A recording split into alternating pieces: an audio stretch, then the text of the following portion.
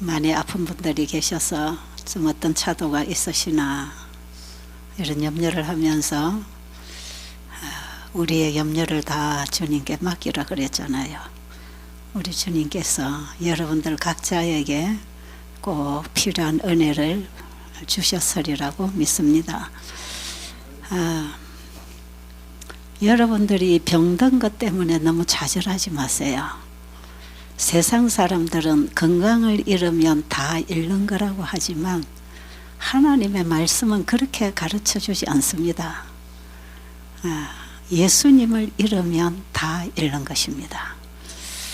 그런데 수많은 사람들이 질병 때문에 예수님을 만나고 영생을 붙잡는 사람들이 얼마나 많은지 몰라요. 그래서 오히려 지금 여러분들에게 당한 이러한 환난이 절망이 아니고 다시 시작할 수 있는 기회라고 생각하시고 다 내려놓으시고 주님을 붙잡으시게 되기를 바랍니다.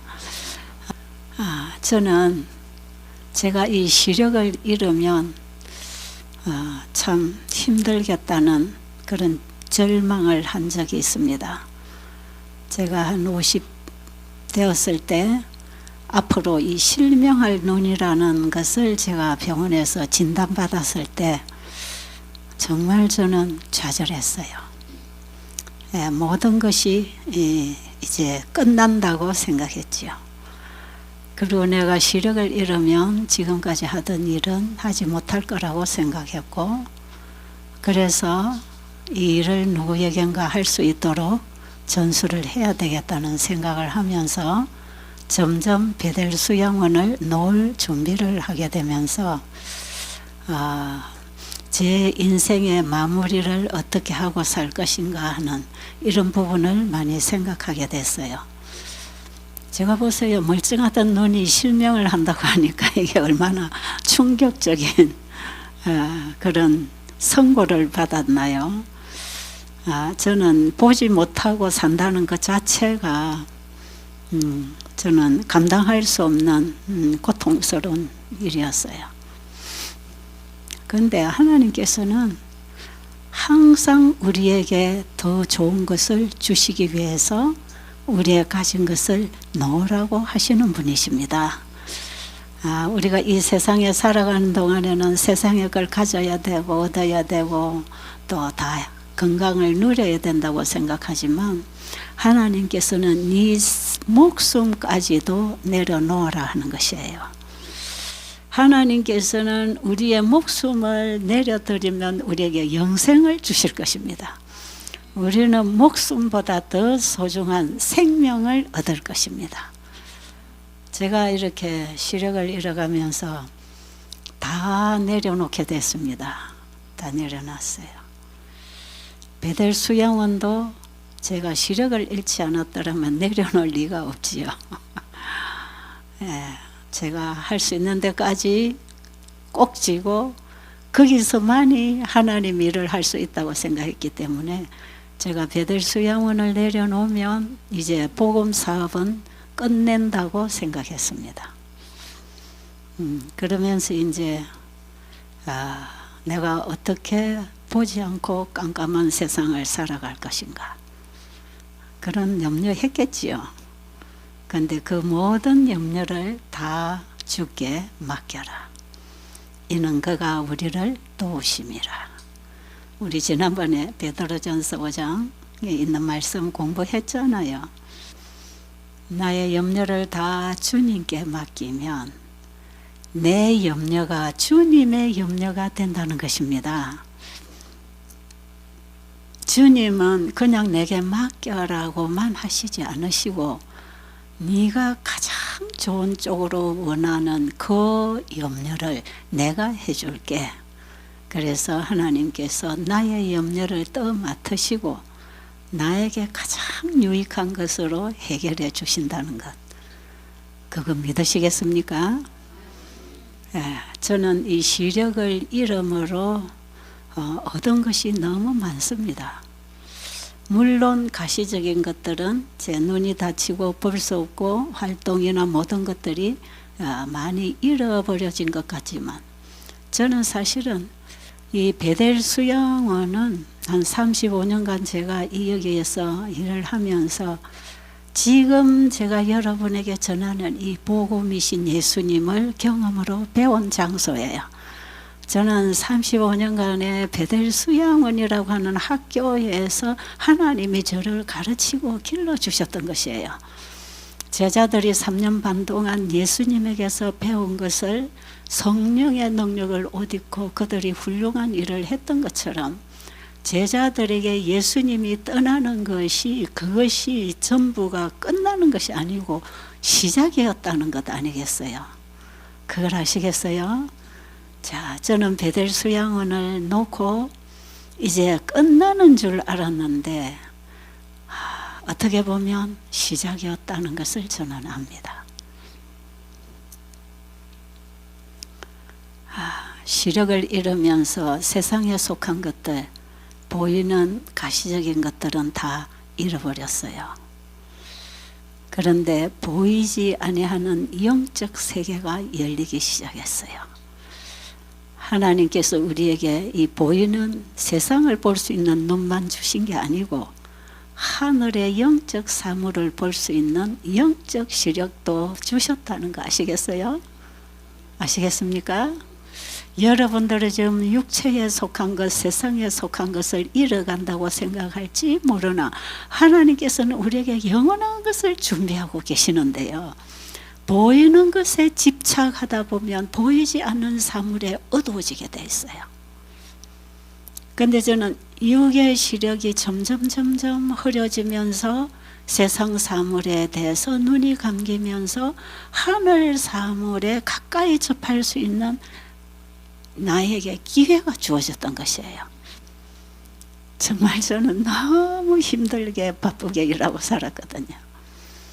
제가 그 베델 수양원이라는 이 건강기관을 정말 빈터에 빈삽으로 기초부터 놔서 지금의 그 건강기관이 다 세워지기까지 거기 제 손길이 안 간 곳이 아무것도 없습니다. 수많은 영혼들이 1년에 1000여 명이 넘는 영혼들이 왔다 갔다 하는 그분들을 제가 저를 거치지 않고 간 사람들, 제가 집에 있는 동안에는 거의 다 거쳐가는 그런 일을 통해서 정말 저는 바쁘게 정신없이 살았어요. 어떤 때는 부엌에서 밥을 하면서 볶고 뽀글뽀글 끓고 있는데 전화가 옵니다. 상담 전화가 오면 제가 그 전화를 차분하게 받아줄 수 있겠습니까? 환자들은 누워서 할 일 없이 차분히 이 말 저 말 과거 얘기까지 다 끌어서 하는데 저는 그거 다 들어줄 생각이 없었어요. 들어줄 생각이 없는 게 아니라 들어줄 수 있는 여력, 시간적 여유가 없었어요. 그러면 저는 지금 제가 좀 바쁘니까요. 간단하게 핵심만 좀 말씀해 주시면 안 될까요? 그러면 전화기 딱 끊어버려요. 불친절하다는 거죠. 전혀 다른 사람의 입장은 생각 못하고 사는 사람들이 우리들이 아닌가 싶습니다. 저는 그런 오해, 그런 일들을 참 많이 겪었어요. 손님들이 와도 따뜻하게 대화하고 차분히 얘기할 시간이 없어요. 어떤 때는 누가 왔다 가는지도 잘 모르게 저는 그 전체에 일을 하느라고 얼마나 바빴는지 몰라요. 어쨌든 제가 한 35년간의 베델 수양원이라고 하는 복음센터를 운영을 하면서 살아온 제 삶은 정말 옆도 돌아볼 수 없고 앞에 보이는 그것만 가지고 계속 해결해 나가야 되는 이런 상황에서 참 많은 실수와 시행착오와 오해와 이런 과정에서 괴로움을 겪으면서 일을 해 나왔다고 봐야 되겠죠. 근데 제가 눈이 딱 어두워지고 나니까 시간이 많잖아요. 사람들이 와도 차분히 앉아서 대화할 수 있고 그들의 아픔을 들어줄 수 있는 이런 시간적 여유가 있었어요. 왜냐하면 보이는 일들에 내 몸이 쫓아다녀야 되는데 그거 딱 놔버리고 나니까 제 개인적인 시간적 여유가 참 많았어요. 이제 그 이후로 사람들이 저를 뭐라 한지 아세요? 최 집사가 뭐 불친절하니 냉랭하니 뭐 어쩌니 저쩌니 하던 사람들이 이제는 저보고 귀엽다 그래요.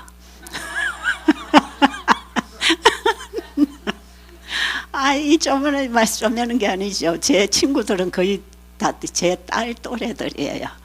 이 젊은이들 제가 참 사랑하고 앞으로 미래의 일꾼이기 때문에 제가 굉장히 걔들을 키워주고 싶고 영적으로 교제하는 이런 주변에 젊은 친구들이 저 옆에 참 많아요.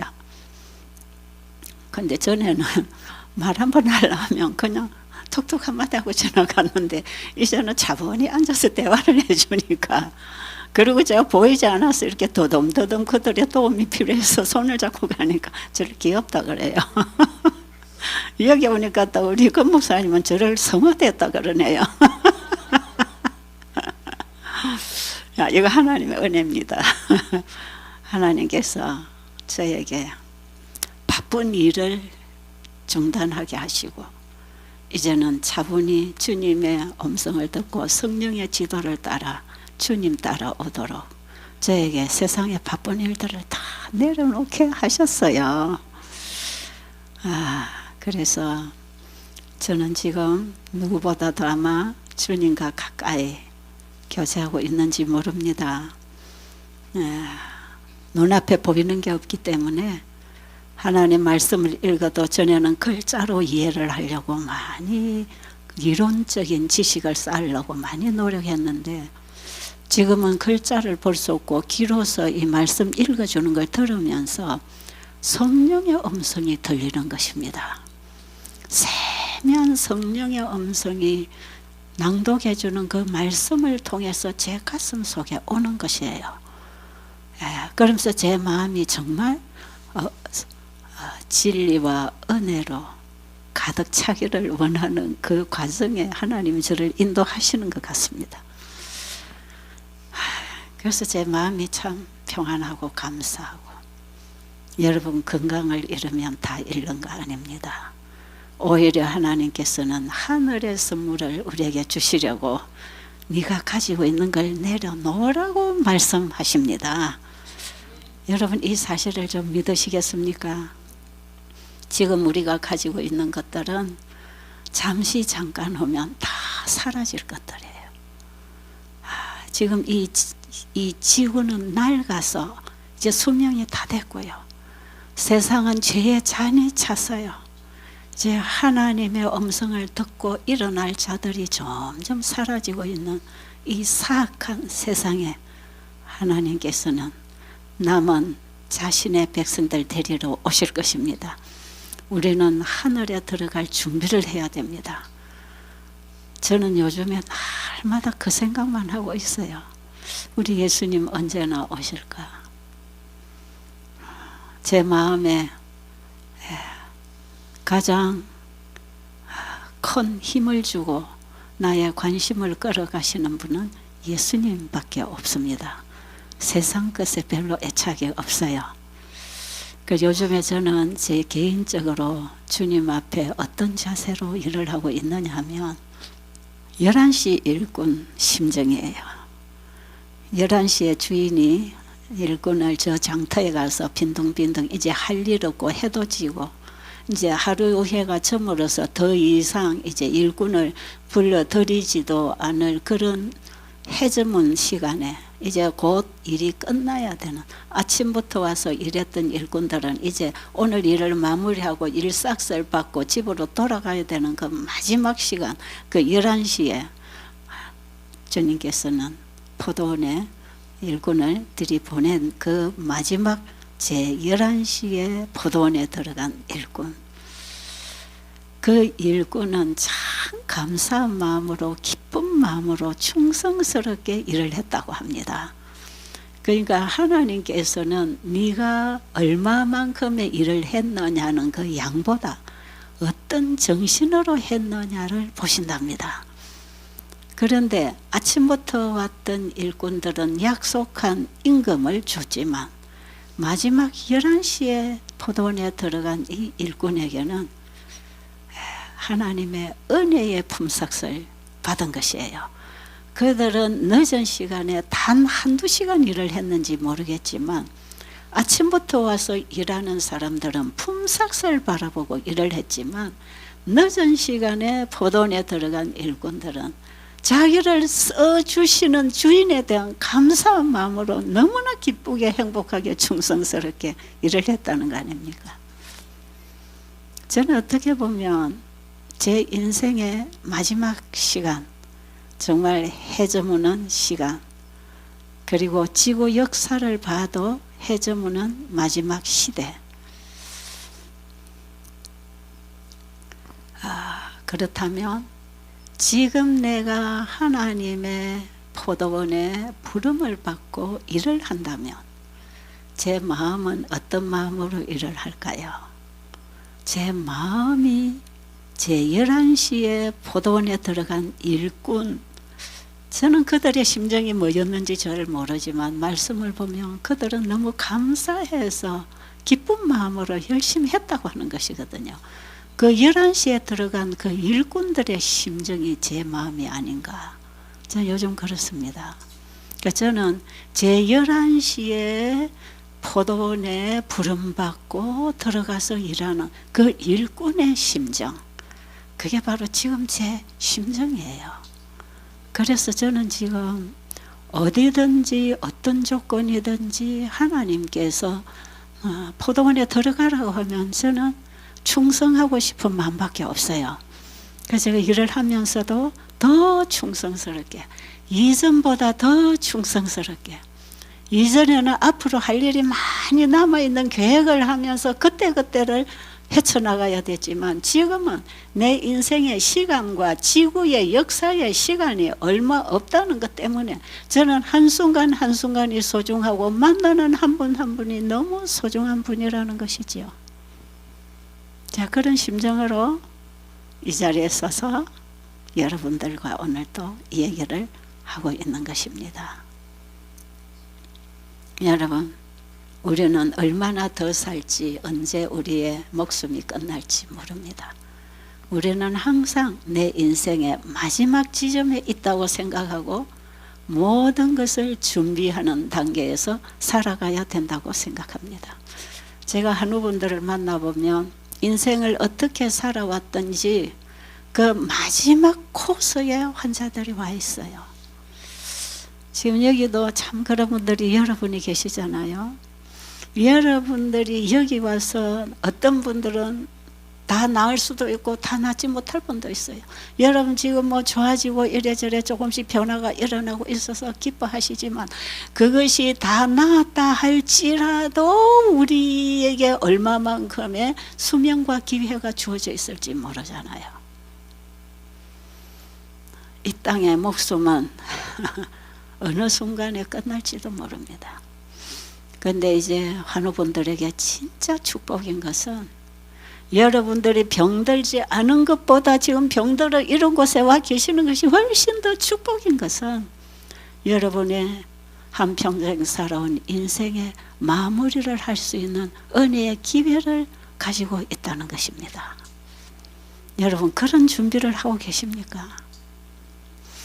나는 여기서 고쳐나가서 앞으로 한 30년 더 살 텐데 뭐 저런 말을 하지? 기분 나쁘게? 혹시 그런 분 계십니까? 그건 아무도 장담 못합니다. 우리는 항상 오늘이 내 인생의 마지막인 것처럼 살아야 돼요.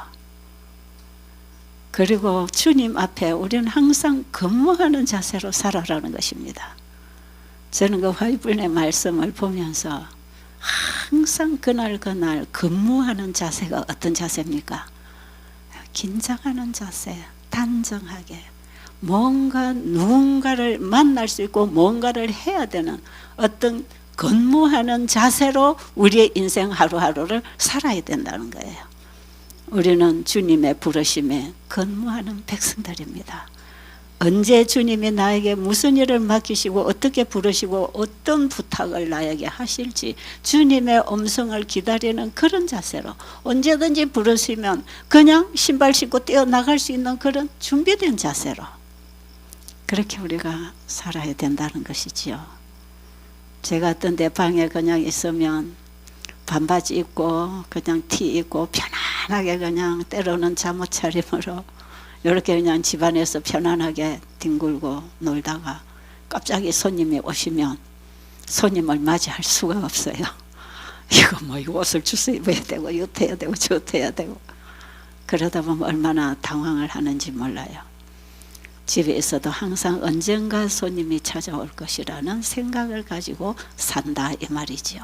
근무하는 자세로 살 때 누구든지 언제 부르든지 무슨 일이 생기든지 즉흥적으로 바로 활동할 수 있고 나갈 수 있는, 만날 수 있는 그런 자세. 우리는 예수님이 언제 오실지 잘 모릅니다. 예수님의 오시는 것은 예언의 성취를 따라 그분이 오실 것이고 지금은 곧 오실 시기인데 우리가 어떻게 준비하고 있어야 되는가? 그럼 지금 우리의 근무하는 자세는 뭔가? 그게 뭐겠어요? 저는 개인적으로 제 나름 지금 예수님은 십자가로부터 우리의 구속 사업을 시작하시고 성소를 통해서 지금 하늘 지성소에서 믿음으로 주님의 의를 가진 의인들을 조사 심판하십니다. 지금 우리는 조사 심판대 앞에 서 있는 하나님의 백성으로서의 삶을 살아야 돼요. 방심하면 안 되는 때입니다. 지금 그렇지 않나요? 지금 우리는 방심하면 안 돼요. 정말 근무하는 자세로 주님이 지금 나에게 무슨 말씀을 하시고 내가 어떻게 준비되어서 어떻게 뛰어나가기를 원하시는지 그 준비하는 자세로 항상 종은 주인의 부름에 움직이기 위해서 대기하고 있듯이 우리는 지금 하늘 지성소에 예수님이 우리의 죄 회개한 모든 의인들의 죄를 도말하시고 주님이 입혀주신 그 의 그것을 우리에게서 발견하실 때 거기에 인을 쳐서 늦은 비를 부어서 하나님의 영광을 드러내게 할 마지막 백성을 준비시키는 마지막 주님의 속죄 사역을 하시는 이때에 지금 나의 신앙은 어떻게 돼야 되는가? 여러분 이게 중요합니다. 병이 낫고 안 낫고 그거는 둘째 문제예요. 내가 앞으로 얼마나 더 길게 살 것인가 말 것인가 이게 둘째 문제예요.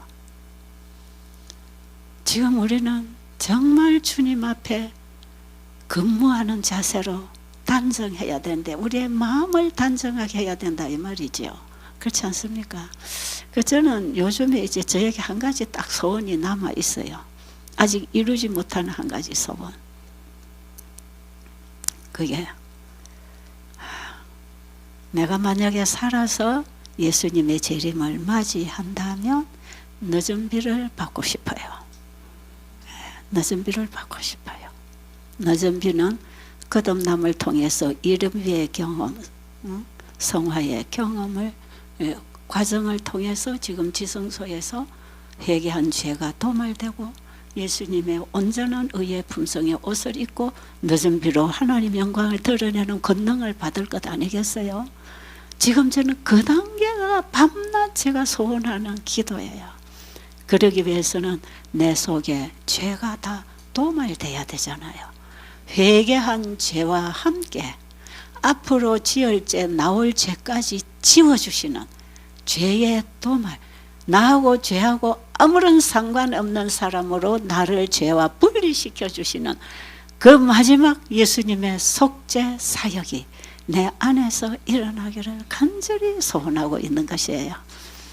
그래서 정말 저는 내 안에 성령께서 역사하실 때 그 성령께서 나에게 끊임없이 진리를 가르치시고 진리의 길로 나를 인도하셔서 진리를 전하게 하시고 살게 하시는 그 과정은 제가 이 길을 걸어올 때는 잘 못 느꼈지만 지금까지 한 30년 이상을 걸어온 이후에 지금에 뒤돌아보면 이건 정말 성령께서 나를 가르치시고 인도하시 않았더라면 도무지 나는 이 자리에서 이런 말을 할 수 없는 사람인 걸 제가 너무 잘 알아요.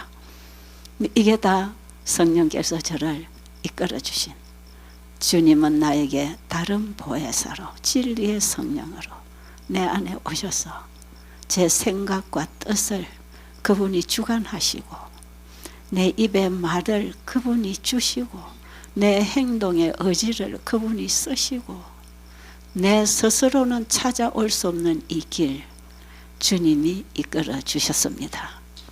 주님은 저에게 가장 좋은 것을 주시려고 세상에 속한 것들을 다 놓을 수밖에 없도록 내 인생을 주관해 주셨습니다.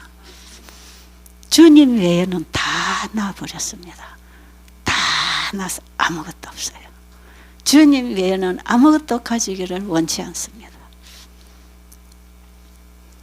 이른비 성령 때에 베드로가 또 12 사도들이 또 120명의 성령 받은 이들이 퍼져나가서 복음을 전할 때 하나님의 능력이 그들과 역사하셔서 초대교회가 세워지고 복음 전파가 됐던 것일 때 사도행전 3장에 보면 베드로가 성전 문 앞에 앉아있는 안전뱅이에게 한 말, 저는 그 말에 아주 깊은 관심을 가집니다.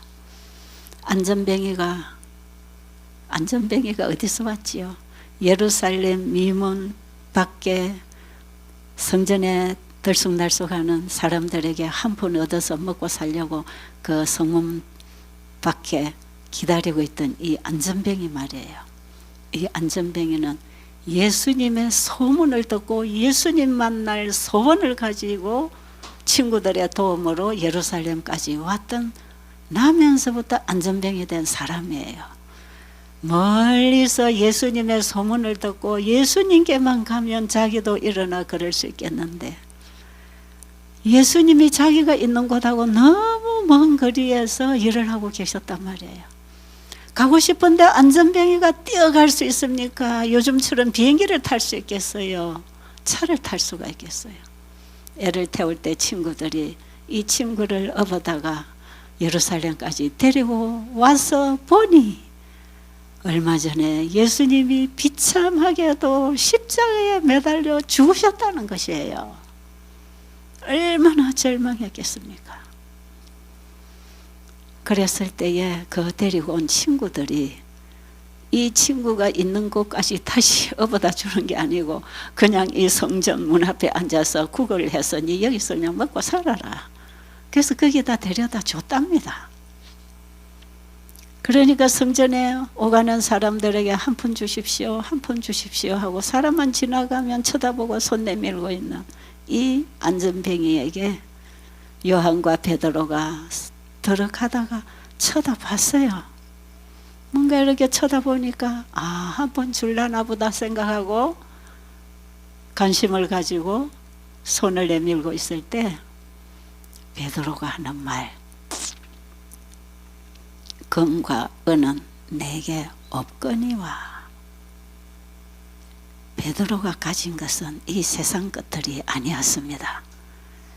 금과 은은 내게 없다 할 때에 이 안전뱅이는 실망했다 그럽니다.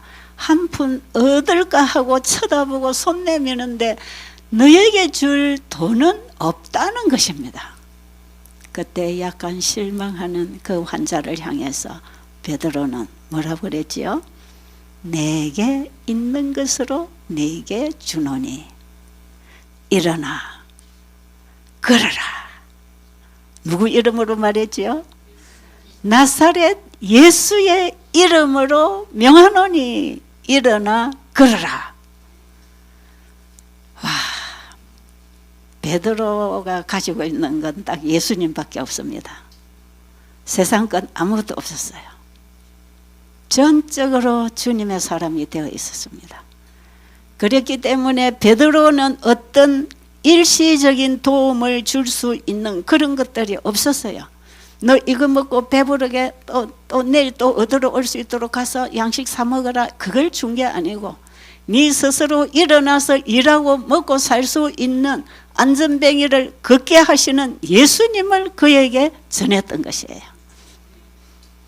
여러분, 세상 의사들이나 세상 치료요법들은 여러분들의 병세가 약간 호전되고 좋아질 수 있는 도움을 줄 수는 있겠지만 예수님은 여러분에게 영생을 주십니다.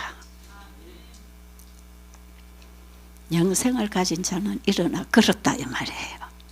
예? 예수님 안에서 치유를 받아야 합니다. 그 예수님을 붙잡아야 돼요. 그래서 이 환자가 베드로가 하는 말에 어디에 딱 꽂혔을까요? 어디 꽂혔습니까? 나사렛 예수라고 하는 그 이름에 이 환자의 믿음이 꽂혔습니다. 아, 나는 일시적으로 먹고 살 돈이 필요했는데 나를 일어나 걷게 해주실 그분이라면 내가 돈 한 푼 얻으려고 여기 앉아있을 필요도 없잖아요. 여러분, 우리는 이 땅에 몇 푼 더 끌어모아서 편안하게 살 걸 그거 추구하지 말고 그걸 구하지 말자는 것이에요. 우리는 그걸 몰라서 지금까지 그걸 추구하고 있는 것입니다. 영생을 모르기 때문에 건강이 이러면 다 잃었다고 생각하고 자포자기하고 절망하고 기가 죽고 주눅이 들어서 인생을 마무리한다 이 말이에요. 여러분 병 때문에 주눅 들지 마세요. 기죽지 마세요. 좌절하지도 마세요. 이 기회는 예수님 만날 수 있는 절호의 찬스입니다. 여러분. 그걸 왜 놓칩니까? 이 환자가 예루살렘 성문 앞에까지 와 앉아 있었던 것은 구걸해서 먹고 살려고 예루살렘까지 온 게 아니다 이 말이에요. 누구 만나려고 왔지요? 예수님 만나서 걷고 싶었던 것이에요. 그런데 베드로는 다 내려놓고 예수님만 가졌던 것이에요. 그렇기 때문에 예수님을 필요로 하는 자들에게 영생을 줄 수 있는 예수님을 전했던 것이에요. 그래서 이 나사렛 예수 이름으로 일어나 걸으라고 했을 때 아마 베드로가 나 돈 줄 거 없어. 그래 내 손 잡고 하면 일어나 봐. 그래서 이 환자는 일어날 생각 못했지요. 나면서부터 걸어본 적이 없이 다리가 다 굳어 있고 오그라들어 있는 이 환자가 어떻게 손 잡아준다고 이러거나 그럴 수 있었겠어요. 그건 믿지도 않을 일이었어요. 나 같아도 안 믿겠어. 너 나를 놀리느냐 그랬을 거야 아마. 돈 없으면 그냥 가야지 나를 놀려 아마 그랬을지도 모릅니다. 그런데 안전병의 귀에 들려오는 한마디 한 음성이 누굽니까? 나사렛 예수의 이름으로 명하노니 일어나 걸어라. 그러면서 손을 잡아줬어요. 손을 잡아 일으켰어요. 그 예수님을 믿음으로 이 환자는 일어났던 것입니다. 그래서 사도행전 3장 16절에 보면 이제 이렇게 안전뱅이가 걷기도 하고 뛰기도 하고 하니까 이제 난리가 야단이 났죠.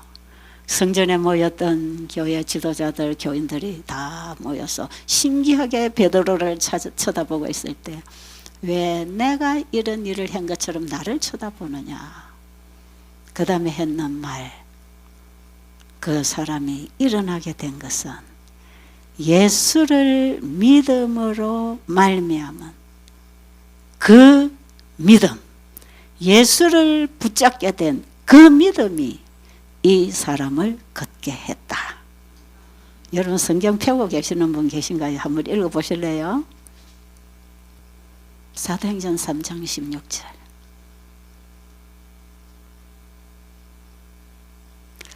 요한복음 3장 16절도 아주 유명한 말씀인 거 아시죠? 사도행전 3장 16절과 함께 외우세요. 예수로 말미암아 난 믿음이 너희 모든 사람 앞에서 이같이 완전히 낫게 하였느니. 누구로 말미암아 난 믿음이라 그래요? 예수로 말미암아 난 믿음이 이 사람을 걷게 했다. 여러분 요한복음 3장 16절은 뭡니까? 하나님이 세상을 이처럼 사랑하사 독생자를 주셨으니 이는 저를 믿는 자마다 멸망치 않고 영생을 얻는다 그런 그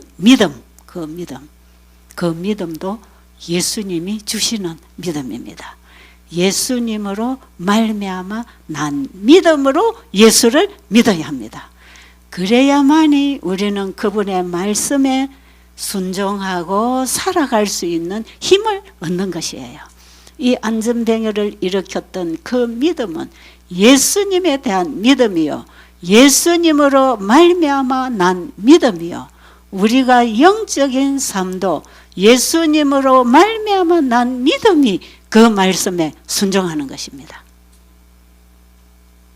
이게 계시록 14장 12절에 하나님의 계명과 예수 믿음을 지킨다고 하는 그 믿음도 예수님이 우리에게 주시는 믿음입니다. 히브리서 12장 2절에 보면 믿음의 주요 또 온전케 하시는 이인 예수 그리스도를 바라보자 그랬잖아요. 예수님은 믿음의 창시자이십니다. 아담이 하나님에 대한 믿음을 저버리고 그 아내가 주는 선악과를 받아먹고 죽게 됐을 때 우리 인간은 하나님에 대한 믿음을 잃어버렸습니다. 하나님과의 믿음 관계가 깨어지면 하나님과의 생명적인 관계도 깨어져 버립니다. 왜? 믿음으로 한 생명 안에서 살게 되어 있는 게 우리 피조물들의 운명이었기 때문에 그렇습니다.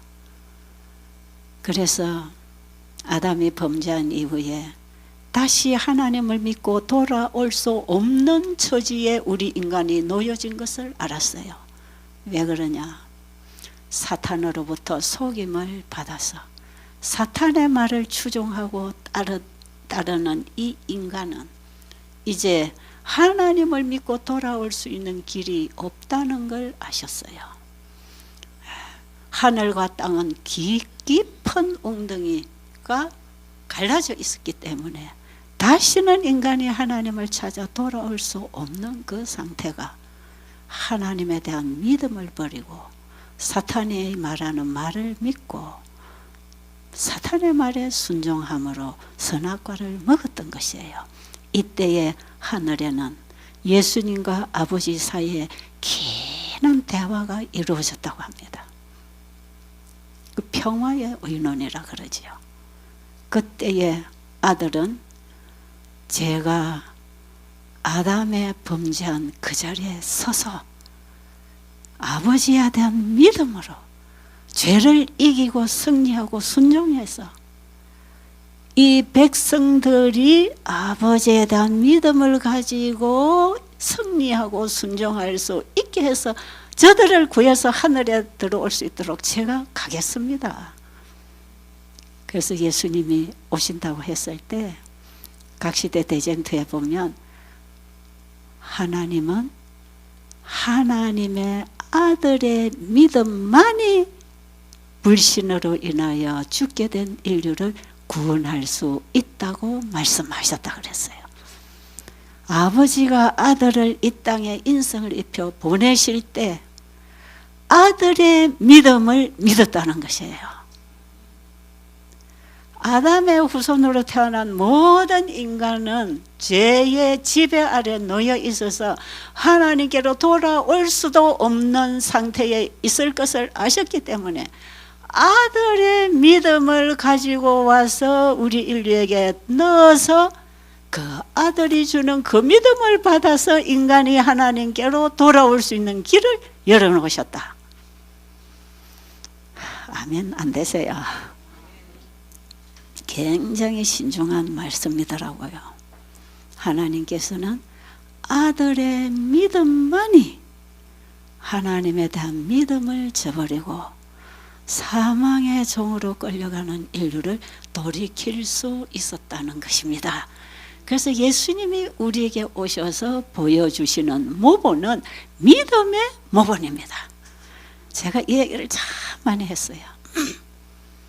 제가 시대소망 전체를 강의할 때에 예수님의 믿음을 관점으로 해서 예수님의 생애를 풀어나가는 이 시대소망 강의를 제가 하게 됐어요. 왜? 이 굉장히 중요한 우리에게 주어진 복음이기 때문에 우리는 자꾸 예수님의 선하시고 아름다우신 착한 그분의 생애를 배워서 우리도 그렇게 모방하고 살아야 된다고 배웠잖아요. 그거는 행위신앙을 가르치는 것이고 불가능한 것입니다. 우리는 예수님처럼 살 수 있는 인간이 아니에요. 예수님처럼 온전히 순종할 수 있는 인간도 아니에요. 우리는 예수님에게서 뭘 배워야 합니까? 예수님은 우리의 믿음의 모본이시다. 저는 이런 부분을 화이분에 그래서 많이 찾아 읽으면서 그럼 그렇지. 예수님은 우리에게 믿음의 모본이야. 아들이 이 땅에 오셔서 아버지를 어떻게 믿음으로 자기를 온전히 드리고 아버지가 아들을 통하여 아버지의 뜻을 이루셔서 우리의 구원을 이루셨는지 그 아들의 믿음을 우리는 배워야 합니다. 그래서 제가 늘 그러죠. 시대의 소망은 예수님이 아버지에 대한 믿음으로 말미암는 의를 기록해 놓은 게 시대의 소망의 예수님의 전생애다. 그리고 우리의 믿음으로 말미암는 의를 그려놓은 것이 정로의 계단이다. 여러분, 시대의 소망과 정로의 계단은 같이 갑니다. 시대의 소망은 예수님의 믿음으로 말미암는 의의 삶이 기록된 것이고, 정로의 계단은 첫 장부터 우리가 하나님 사랑을 깨닫고 두 번째 장에서 예수님을 만나고 거듭난 그 이후에 우리의 생애가 어떻게 펼쳐지는지 우리의 믿음으로 말미암는 의를 정확하게 기록해 놓은 게 시대적인 정로의 계단이에요. 우리가 시대의 소망에서 예수님의 믿음을 정말 배우고 그 믿음을 가졌다면 정로의 계단의 그 생애가 우리의 삶입니다. 그게 우리의 삶이에요. 그래서 우리는 정로의 계단을 읽으면서 내 신앙 경험을 미리 다 써놨구나 하는 걸 보게 됩니다.